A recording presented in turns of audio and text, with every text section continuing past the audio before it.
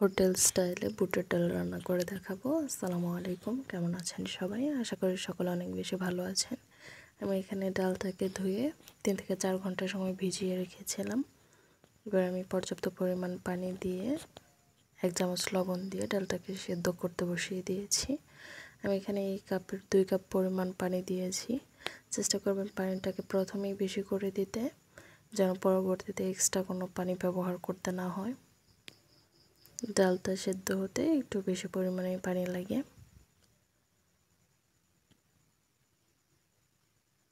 এবার ডালের যে উপরে ফেনা ফেনা অংশগুলো ভেসে উঠবে, এগুলোকে যতটুকু পরিমাণে ফেলে দেওয়া যায় চেষ্টা করবেন ফেলে দিতে, তাহলে ডালটা দেখতে খুবই ভালো লাগবে। এটা যত ফালাইতে থাকবেন ওটা উঠতেই থাকবে, তবে চেষ্টা করবেন যে যেটুকু পরিমাণ পারা যায় আর কি ওটা করে নিতে। আমার ডালটা সেদ্ধ হয়ে গেছে, এবার আমি নামিয়ে নিয়েছি। এখানে আমি একটা কড়াইতে পর্যাপ্ত পরিমাণ সরিষার তেল দিয়েছি, 2টা শুকনো মরিচ দিয়েছি, আর আমি হাফ চামচ এখানে 5 ফোড়ন দিয়ে এটাকে ফোড়ন দিয়ে দিচ্ছি। এবার একটা তেজপাতাকে মাঝখান থেকে চিড়ে দিয়ে দিয়েছি। এটাকে 30 সেকেন্ডের মতো ভেজে নেবেন, খুব বেশি ভাজতে যাবেন না, তাহলে 5 ফোড়নগুলো পুড়ে যাবে। এবার আমি এখানে কুচি করে রাখা আদা আর রসুনটা দিয়ে দিচ্ছি। অবশ্যই চেষ্টা করবেন এই রান্নাতে আদা আর রসুনটা কুচি করে দিতে বা একটু থেতলে দিতে বা ছেঁচে দিতে, কারণ এই রান্নাতে যদি একদম ফিনিশিংভাবে বেটে দেন তাহলে এটার টেস্ট একটু অন্যরকম আসে। এইভাবে দিলে গ্রানটাও খুব ভালো আসে। এবার আমি পেঁয়াজ কুচি দিয়ে এটাকে একটু ভালোভাবে ভেজে নিচ্ছি। ভেজে এখানে সেদ্ধ করে রাখা ডালগুলো আমি দিয়ে দিব। তবে তার আগে এখানে হলুদ গুঁড়া আর মরিচের গুঁড়াটা দিয়ে দিব।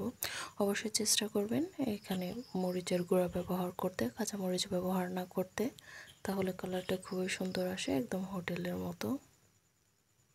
এখানে 1 কাপ পরিমাণে এখানে 1 চামচ আমি মরিচ দিয়েছি আর হাফ চামচ হলুদ দিয়েছি।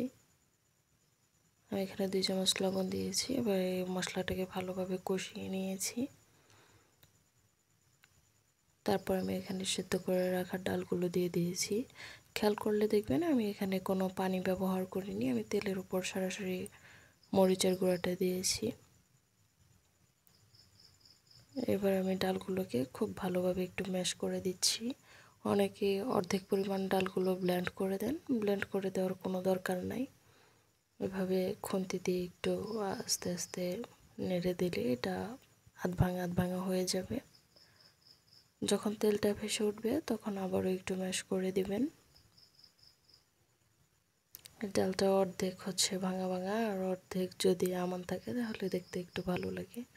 হোটেলে এভাবে রান্না করা হয়। এই পর্যায়ে জিরার গুঁড়াটা দিয়ে দিচ্ছি। জিরার গুঁড়াটাকে দিয়ে আমি এটাকে আবারও ভালোভাবে নেড়েচেড়ে মিশিয়ে নিচ্ছি। এবার আমি যে ডাল সেদ্ধর পানিটা রেখেছিলাম আমি সেটা দিয়ে দিচ্ছি। এবার ডালটা বলক ওঠা পর্যন্ত আমি অপেক্ষা করব, আর যতক্ষণ না এটা মাখো মাখো হয়ে যাচ্ছে আমি ততক্ষণ পর্যন্ত রান্না করে নেব। এরকম পানি পানি থাকতে নামিয়ে নেবেন, কারণ এটা নামিয়ে নেওয়ার পরে আরও বেশি ঘন হয়ে যাবে। এ পর্যায়ে নামিয়ে নিয়ে গরম গরম ভাত, পরোটা অথবা রুটির সাথে পরিবেশন করতে পারেন। ডালটা দেখতে যেমন সুন্দর, খেতেও অনেক বেশি সুন্দর। এ পর্যায়ে আপনাদের কাছে অনুরোধ, যারা আমার চ্যানেলটি সাবস্ক্রাইব করেন নাই অবশ্যই সাবস্ক্রাইব করবেন আর আমার পেজটিকে ফলো করে দিবেন। ভিডিও ভালো লাগলে অবশ্যই লাইক